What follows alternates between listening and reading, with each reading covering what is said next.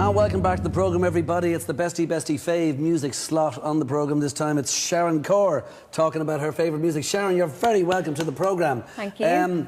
First of all, I could ask you what's happening in your life in terms of music at the moment, because there's so much, isn't there? There's a solo album, tour, all the rest of it. That's coming up over the next while, is it? Yeah. And what's been happening? Have you been writing songs with other people or writing songs by yourself, or what is it? Well, for about the last year and a half, I've been writing by myself at home and just compiling a solo album. So. Right, and when you do that, do you bring it to the musicians that are in the studio thinking, oh, so-and-so will be good with that, or so-and-so there, or I need a bit of something else there? Or do you decide on other things that might embellish the stuff? Have you done enough to know that now, or do you always get advice from someone else?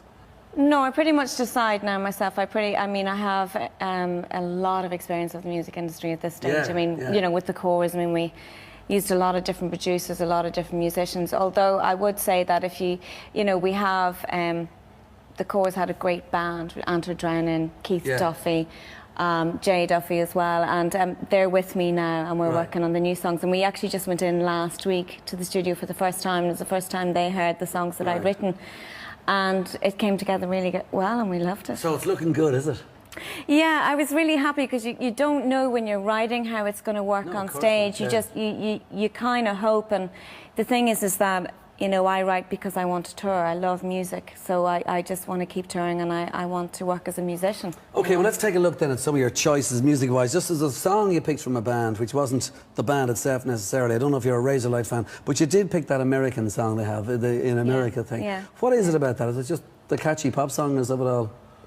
Yeah, pretty much so. I think I remember it was up for a Brit, and I think it was up against Patience. It was up against Take That, and it was a real difficult one, because I think it was the song of the year, and Patience came in a little bit later, and it was also an amazing, amazing pop song. But I love the sort of retro feel of that song. I love the sort of influence of the Bob Geldofs and that sort of thing. Yeah, it was very kind of ratsy. Yeah. Oh, geez, it's very Boomtown Rats. It really is. So, I mean, I loved that about it, and I found it very, very, very refreshing at the time. All right, well, let's take a listen to it now and see if it's still refreshing. In America, this is Razorlight. All my life, been watching America. Does it feel? Tonight, does it feel?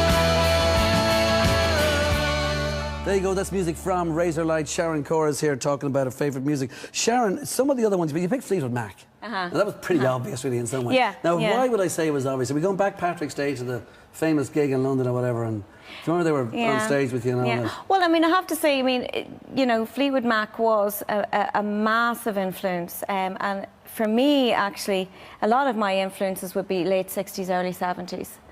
Even though, I mean, I was only, you know, born in 1970 or whatever, but they're all my influence, and it really goes back to great melodies, great songwriting, great bands that can actually play their music and get out there and do it and love it.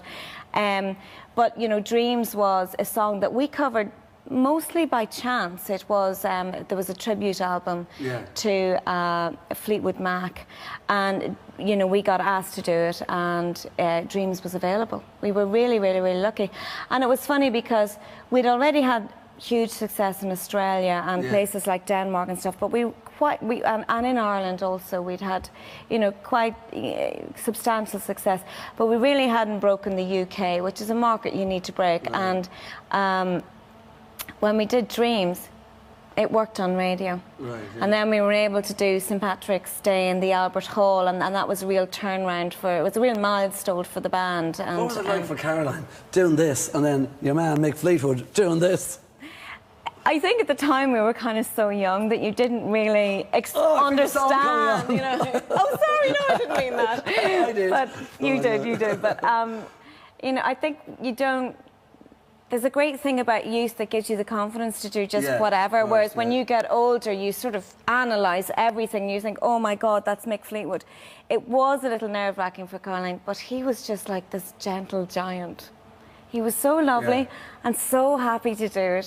He enjoyed every moment of it. He was great. All right, well then, as you mentioned, one of the biggest pop phenomenons of the 1970s direction, one of the Lindsey Buckingham and Stevie Nicks kind of thing. Let's take a little bit. This is music from Fleetwood Mac.